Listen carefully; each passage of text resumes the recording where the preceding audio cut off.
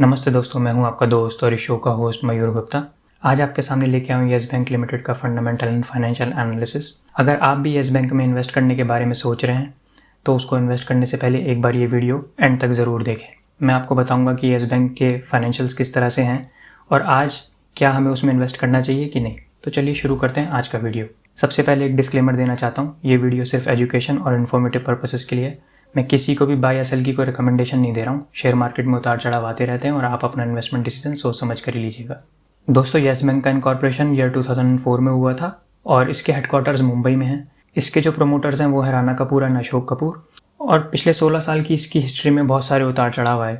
ये ज़्यादातर न्यूज़ में बना रहा। कभी ये न्यूज़ पॉजिटिव थी तो कभी नेगेटिव थी।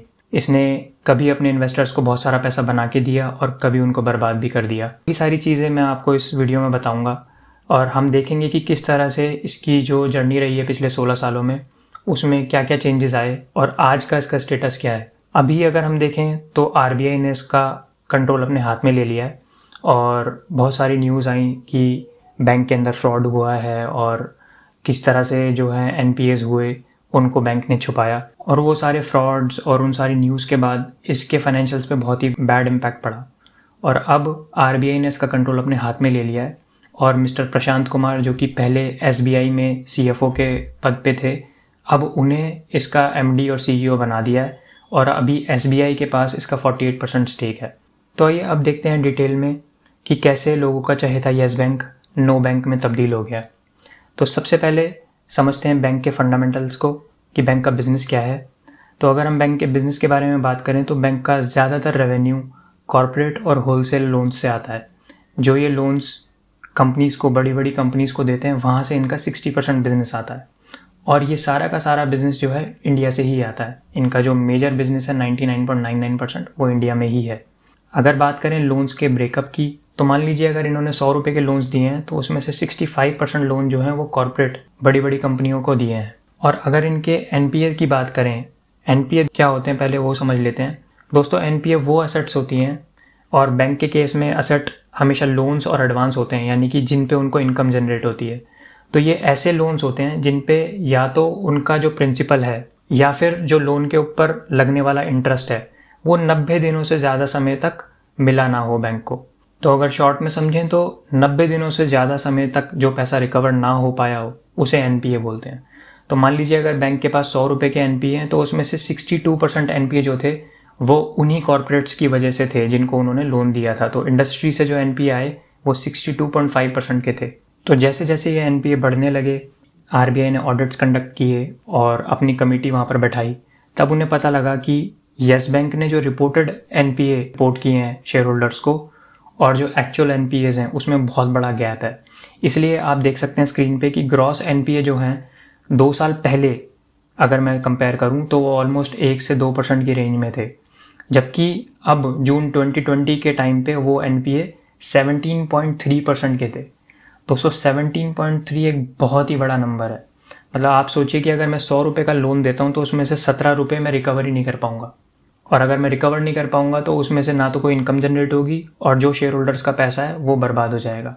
और जैसे ही इस चीज़ का खुलासा हुआ तो बैंक में बहुत सारे चेंजेस हुए और बहुत सारी न्यूज़ आई। और सबसे पहली जो बड़ी न्यूज़ थी वो ये कि राणा कपूर, जो इनके फाउंडर थे बैंक के, उसको अरेस्ट कर लिया गया और गवर्नमेंट ने उनको अरेस्ट करके उनको एमडी और सीईओ के पद से हटा दिया। वहाँ पर प्रशांत कुमार जी आए और प्रशांत कुमार जी को वो रोल दिया गया। साथ ही साथ और भी चेंजेस हुए, जैसे कि येस बैंक के चीफ कंप्लायंस ऑफिसर को भी रिसेंटली हटा दिया गया है और इसी बीच येस बैंक को अपना म्यूचुअल फंड का बिजनेस है वो भी छोड़ना पड़ा। साथ ही साथ ऐसा नहीं है कि बैंक ने कोशिश नहीं की, लेकिन ये सारे जो प्रयास थे ये सारे बहुत लेट हुए और तब तक शेयर होल्डर का जो पैसा था वो डूब चुका था। और ये जो नेगेटिव न्यूज़ थी ये शेयर होल्डर्स के बीच में बहुत ही नेगेटिव इम्पैक्ट एक बना के चली गई। इसका जो इम्पैक्ट है दोस्तों 3 जगह पे पड़ा। पहला, कंपनी के प्राइस पे। कंपनी का प्राइस पिछले 2 सालों में 404 रुपये के लेवल से 5.5 रुपये पे आ गया, जो कि ऑलमोस्ट 96% का डिक्लाइन है। इसकी वजह से शेयर होल्डर्स ने अपना पैसा गंवाया। दूसरा जो इम्पैक्ट पड़ा वो इसकी शेयर होल्डिंग में पड़ा। आप देख सकते हैं कि जो प्रमोटर की शेयर होल्डिंग थी पिछले 2 सालों में 20% से घट के ऑलमोस्ट 0% पे आ गई और वही ट्रेंड एफआईआई और डीआई के केस में भी हुआ। आप पिछले 2 सालों का ट्रेंड देख सकते हैं DII जो कि जून 2018 में 11.6% शेयर होल्डिंग रखते थे, वो 2020 में 0.6% की शेयर होल्डिंग रखते हैं। वहीं FII भी सेम ट्रेंड फॉलो करते हुए 42.5% की शेयर होल्डिंग से घट के 1.7% की शेयर होल्डिंग पे आ गए। तो हम कह सकते हैं कि यहाँ पर ऑलमोस्ट सारी ही share holding, almost 99% share holding जो है प्रमोटर्स ने, DIIs ने और FIIs ने छोड़ दी। और तब RBI ने इंटरवीन किया और जब देखा कि शेयर होल्डर्स का पैसा डूब रहा है तो RBI ने अपने सबसे बड़े बैंक्स जैसे कि SBI, ICI, HDFC bank, Axis bank, Kotak bank, इन सब बैंक्स को बोला कि आप येस बैंक के अंदर शेयर होल्डिंग लो ताकि इस बैंक को बचाया जा सके और इसमें कैपिटल इन्फ्यूज़ करो।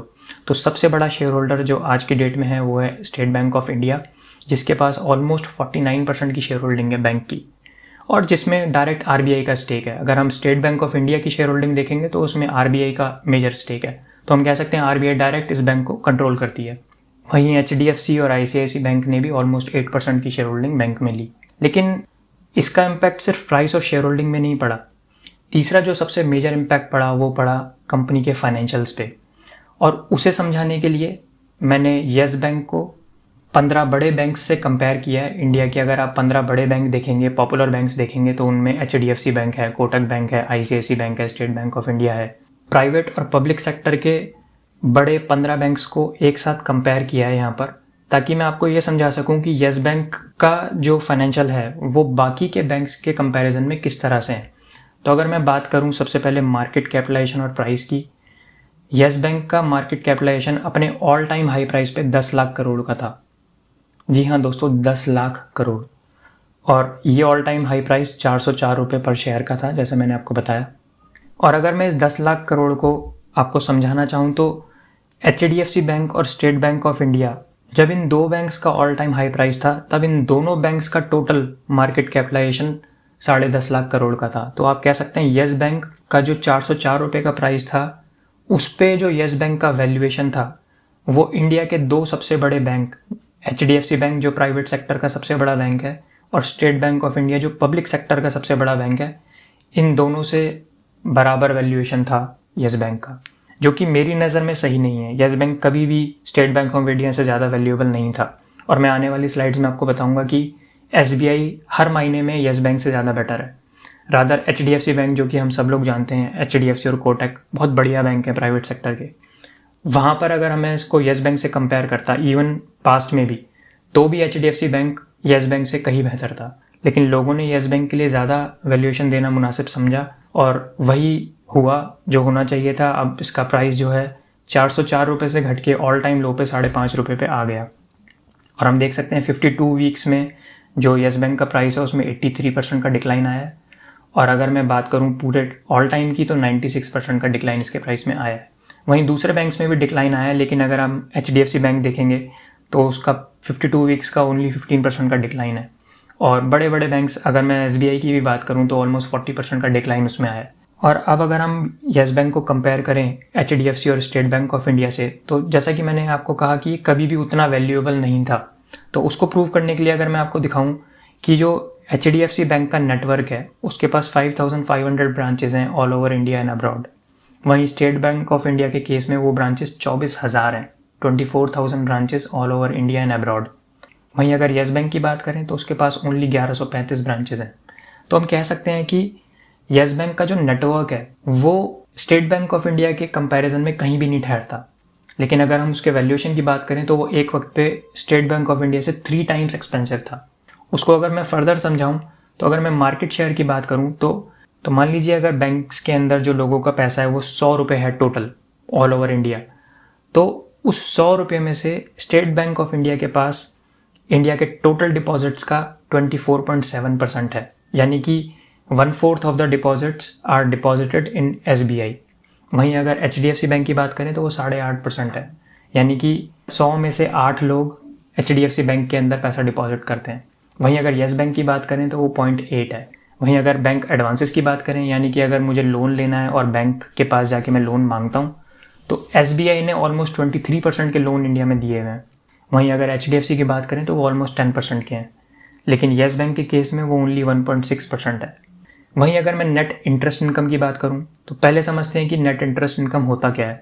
तो दोस्तों, बैंक के पास खुद का कोई पैसा नहीं होता, वो पहले लोगों से पैसा लेता है जिस पे बैंक इंटरेस्ट पे करता है, और फिर वो जो लोग लोन्स लेना चाहते हैं बैंक से उनको लोन देता है और उनसे इंटरेस्ट चार्ज करता है।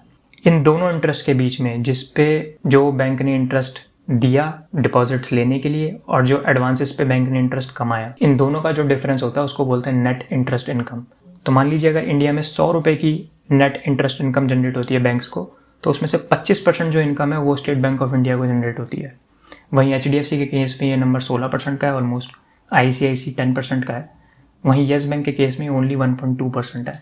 यानी कि टोटल इंटरेस्ट इनकम जितनी भी है उसका सिर्फ 1% येस बैंक को जाता है। वहीं अगर मैं बात करूँ मोबाइल बैंकिंग की, जो कि आने वाला सेक्टर है, आज हर कोई मोबाइल बैंकिंग कर रहा है। ओवरऑल जो इंडिया में इंटरनेट बैंकिंग होती है उसका SBI से जो इंटरनेट बैंकिंग होती है वो ऑलमोस्ट 21.7% है, वहीं HDFC से 11.8% की है। लेकिन येस बैंक के केस में ये सिर्फ 1% की है, यानी कि 100 लोग अगर इंटरनेट बैंकिंग करते हैं तो उसमें से सिर्फ 1% लोग ऐसे हैं जो येस बैंक का इस्तेमाल करते हैं। तो यहाँ हम देख सकते हैं कि अगर मार्केट शेयर की बात करें या फिर नंबर ऑफ ब्रांचेस की बात करें तो येस बैंक बाकी के बैंक्स से काफ़ी छोटा है। लेकिन जैसे ही येस बैंक का ये क्रैश हुआ और नेगेटिव सेंटिमेंट्स मार्केट में आए, येस बैंक के फाइनेंशियल्स में बहुत ही मेजर इम्पैक्ट पड़ा। तो हम देख सकते हैं कि जो येस बैंक की प्रॉफिटेबिलिटी है पिछले एक साल में 63% से जो नेट प्रॉफिट थे वो माइनस में थे, यानी कि इनके पास 16,000 करोड़ का लॉस था। वहीं अगर मैं दूसरे बैंक्स को कंपेयर करूं, जैसे HDFC ने पिछले एक साल में 22.3% के नेट मार्जिन कमाए, वहीं SBI के पास 7.3% के मार्जिन्स थे। तो हम कह सकते हैं कि वहाँ पर जो इनके मार्जिन्स हैं वो नेगेटिव हो गए। और इसका एक मेजर रीज़न था, मैं आपको बताऊंगा कि जो इनके ग्रॉस NPAs थे, इन NPAs के अगेंस्ट में येस बैंक ने प्रोविज़न लिया था, तो वहाँ पर जो येस बैंक के मार्जिन्स हैं वो ऑटोमेटिकली कम हो गए। वहीं अगर मैं बात करूँ सेल्स की ग्रोथ की, तो येस बैंक की पिछले एक साल की जो सेल्स ग्रोथ है वो 23% माइनस थी। वहीं अगर हम बात करें HDFC और स्टेट बैंक के केस में या फिर ICICI के केस में, वो ग्रोथ पॉजिटिव में थी। वहीं अगर मैं बात करूं रिटर्न्स की, तो रिटर्न्स के केस में HDFC बैंक ने पिछले एक साल में रिटर्न ऑन कैपिटल जो अपने शेयर होल्डर्स को दिया है वो ऑलमोस्ट 7.3% का दिया है। कोटक भी 7.4 है, ICICI ऑलमोस्ट 6% का रिटर्न शेयर होल्डर्स को दिया है। वहीं येस बैंक के केस में ये रिटर्न्स -0.5% के हैं। तो दोस्तों, अब बात करते हैं कि इसका फ्यूचर किस तरह से रह सकता है। तो दोस्तों, जैसा कि आप जानते ही होंगे, मैन्युफैक्चरिंग कंपनी और बैंक्स, इन दोनों के जो फाइनेंशियल्स होते हैं बहुत ही डिफरेंट होते हैं।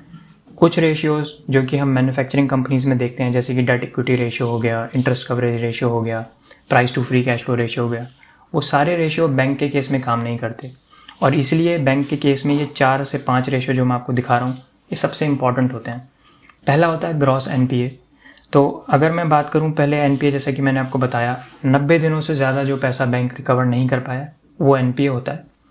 और उस NPA में से जितना बैंक प्रोविज़न अपनी बुक्स में ले लेता है, यानी कि जितना उसके अगेंस्ट में बैंक रिजर्व बना के रखता है, वो माइनस करने के बाद जो नेट नंबर आता है उसको नेट NPA बोलते हैं। तो इस केस में HDFC के पास जो ग्रॉस NPA हैं उनके टोटल एडवांसेस का 1.36% है, जो कि बहुत ही बेहतरीन नंबर है। और अगर मैं उनके नेट NPAs की बात करूं, यानी कि प्रोविज़न लेने के बाद उनके पास जो नेट में NPA हैं वो ओनली 0.3% के हैं। वहीं SBI की अगर मैं बात करूं तो वो 5.44% के ग्रॉस NPA हैं और नेट NPAs 1.9% के हैं। वहीं अगर मैं येस बैंक की बात करूं, जो ग्रॉस NPA हैं वो 17.3% के हैं, जबकि प्रोविज़न लेने के बाद भी उनके पास ऑलमोस्ट 5% के ऐसे एडवांसेस हैं जो शायद रिकवर ना हो पाए। वहीं अगर मैं नेट इंटरेस्ट मार्जिन की बात करूं तो HDFC का नेट इंटरेस्ट मार्जिन 4.3% का है, कोटक 4.4 है, बंधन बैंक जो भी रिसेंटली ही स्टार्ट हुआ है 5 से 6 साल पहले, उसका नेट इंटरेस्ट मार्जिन ऑलमोस्ट 8.2% का है। वहीं येस बैंक के केस में ये 3% का है। कासा रेशियो, तो सबसे पहले समझते हैं कासा रेशियो क्या होता है। ऐसा पैसा जो बैंक के पास करंट और सेविंग अकाउंट्स के अंदर डिपॉजिट हुआ है उसको कासा रेशियो बोलते हैं। और ये कासा रेशियो क्यों इम्पॉर्टेंट है, क्योंकि बैंक को यही पैसा आगे लोगों को देना है। तो यही वो पैसा होता है जो बैंक एडवांसेस के रूप में जो लोग लोन लेना चाहते हैं उनको देता है। तो अगर कासा रेशियो ज़्यादा होगा तो बैंक को बाहर से किसी और से पैसा उठाने की ज़रूरत नहीं पड़ेगी, वो इंटरनली करंट और सेविंग अकाउंट से पैसा लेके लोगों को लोन के रूप में दे सकता है। तो यहाँ पर अगर मैं HDFC की बात करूँ तो उसके पास कासा रेशियो 40% का है। कोटक बैंक के केस में ये 56% का है। वहीं अगर SBI की बात करूँ तो 45% है, लेकिन येस बैंक के केस में ये सिर्फ 26% का है। ऑल्दो ये नंबर उतना बुरा नहीं है, बट बाकी के बैंक से आप कंपेयर करके देखेंगे तो ये काफ़ी कम है। कैपिटल एडिक्वेसी रेशियो, तो सबसे पहले समझते हैं कैपिटल एडिक्वेसी रेशियो क्या होता है। तो ऐसा कैपिटल जो कि बैंक रिजर्व करके रखता है अपने रिस्क को कवर करने के लिए, उसको कैपिटल एडिक्वेसी रेशियो बोलते हैं। RBI ने एक मिनिमम नॉर्म बना रखा है कि मिनिमम जो कैपिटल एडिक्वेसी रेशियो है बैंक के केस में ऑलमोस्ट 9 से 10% का होना चाहिए। तो अगर हम देखें HDFC के केस में तो वो ऑलमोस्ट 19% का कैपिटल एडिक्वेसी रेशियो है, जो कि अच्छा नंबर है। कोटक के केस में 23% का है, यानी कि उनका जो रिस्क के अगेंस्ट में कवर है वो 23% का है। वहीं SBI के केस में ये 13.4% का है। बंधन बैंक के पास 27% का कैपिटल एडिक्वेसी रेशियो है। वहीं येस बैंक के पास 8.7% का है। तो अगर कोई भी अनवांटेड इवेंट आता है तो येस बैंक के पास उसको पूरा करने के लिए उतना ज़्यादा कैपिटल हाल फिलहाल अवेलेबल नहीं है। ऑल्दो रिसेंटली ही इन्होंने कुछ पैसा मार्केट से उठाया है, अपना FPO भी किया, और प्रशांत कुमार जी जो अभी बोर्ड में ज्वाइन हुए हैं उन्होंने काफ़ी एफर्ट्स किए हैं इसके जो रेशियोज़ हैं उनको दुरुस्त करने की। लेकिन अभी के केस में अगर मैं इसे बाकी बैंक से कंपेयर करूं तो मुझे फिर भी ऐसा लगता है कि ये नंबर्स अभी उतने अच्छे नहीं हैं, स्पेशली अगर मैं कंपेयर करूं कुछ बड़े बैंक्स से। और इसीलिए मैं आज की डेट में येस बैंक में इन्वेस्ट नहीं करूंगा। हाँ, मैं वेट करूंगा अगर इसके नंबर्स थोड़ा इंप्रूव हो जाते हैं या इसके प्राइस में कुछ करेक्शन आता है, ताकि इसके जो वैल्यूएशन है वो और भी अट्रैक्टिव लगे, और फिर शायद मैं इसमें इन्वेस्ट करूँ। तो दोस्तों आज के लिए इतना ही। अगर आपको मेरा वीडियो पसंद आया हो तो इसे लाइक कीजिए, मेरे चैनल को सब्सक्राइब कीजिए और इसे ज़्यादा से ज़्यादा लोगों के साथ शेयर कीजिए, ताकि मैं आपके लिए इसी तरह के वीडियो और भी ज़्यादा लेकर आ सकूँ। Thank you for watching. Thanks a lot.